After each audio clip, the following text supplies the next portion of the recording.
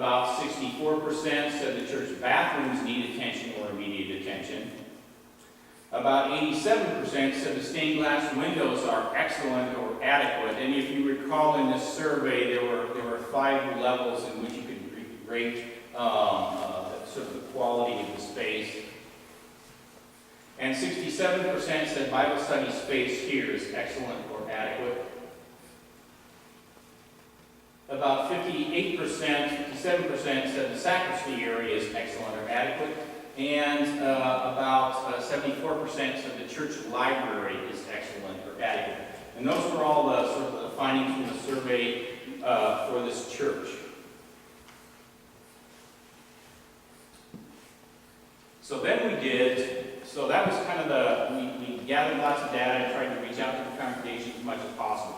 Again, lots of other data, lots of other numbers and information in the books. So now we're going to move to some of that facility assessment piece, where architects and engineers, we walked around both buildings, the church and the school, and looked at all the systems, and here's kind of a list of what we found, and here's what we found at the church.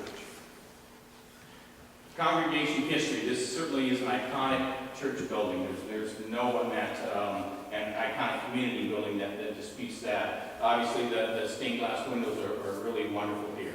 There's obviously parking issues here. There's handicap accessibility issue here. The split entryway is something that causes you an issue and a tough one to solve.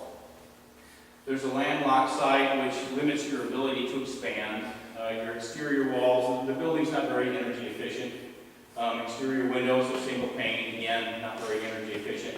Although there's no real major cracks that we can find in the exterior masonry, I think that the structural systems are pretty sound. The sanctuary ceiling is cracked, and the next fix for your ceiling is going to require that you take the entire ceiling down and replace the whole thing. It can't really be repaired anymore. It would have to be replaced. Sanctuary lighting wiring is out of date. There's code issues for any future repairs there, and I would say that's pretty much the entire church. The shape of the sanctuary itself, there are issues with sight lines and acoustics without using sort of sound amplification. It can be harder to hear, particularly for an aging population. The balcony is not used except for storage.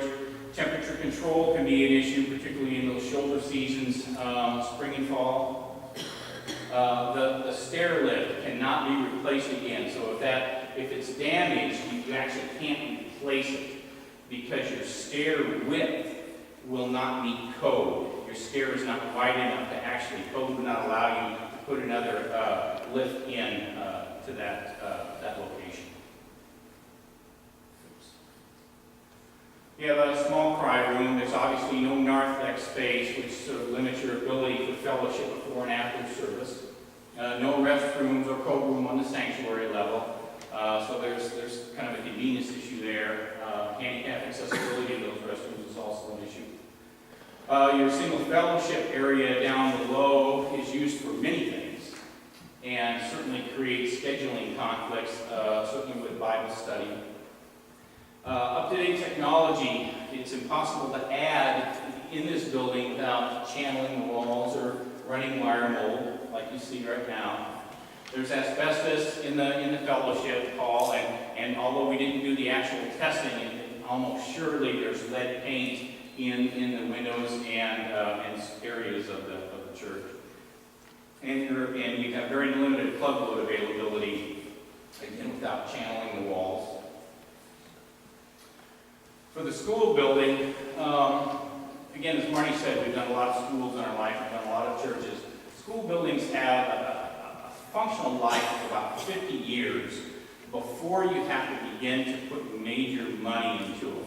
And it's not just related to the physical aspects of the building, the walls, the ceilings, the doors, but in about every 50 years or so, there's enough advancement and change in the way education is delivered that typically older buildings have a hard time supporting educational programs. And and we certainly are seeing this here at Zion School. The exterior wall panels on the building are delaminating in many locations. In fact, you can actually see right through to the outside from the inside in several locations. And they're obviously not insulated, and so your building's not very energy efficient. In fact, the kindergarten room, on occasion, on very cold days, if the wind's in the right direction, they have to abandon the kindergarten room in the school building and move to another room because it gets too cold and the heating system simply can't keep up with the temperature needs in the classroom. The exterior brick is generally in good shape there also, but again, little or no insulation. The building is just not very energy efficient. Single pane windows, obviously, are not energy efficient. Marty touched on the notion of bus and car traffic. There certainly is kind of a safety issue because of the way there's not good separation between drop-off and pickup, and parking is certainly an issue between staff and visitors.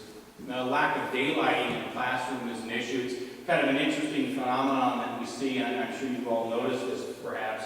Don't pay much attention maybe as we do, but back in the late 60s, early 70s, in school buildings all over the country, in buildings that were designed just like Zion School, which originally had all sorts of windows, there was this notion that, well, in order to make this building energy efficient, we need to shut out the daylight. We need to reduce the amount of windows that we have. And that's exactly what they did. They reduced the amount of windows in the school, really with no appreciable effect on energy, but a very detrimental effect in terms of daylighting into the school, which has been proven to have a very positive effect on learning. The foundation is settling in the band room. In fact, you can walk in, you can look up in the ceiling, and you can see some pretty major cracks in the walls where the foundation is settling at the school. The school does not have a sprinkler system, which can be certainly a safety issue. Door hardware does not meet current code. Your fire alarm system does not meet current code. There's a lack of strobes and other pieces that are necessary. And the point of sort of bringing that up is that you're fine if you don't ever do anything. But once you start to do anything in this building of any reasonable size, all of a sudden these issues are going to sort of kick in and you're going to need to address them.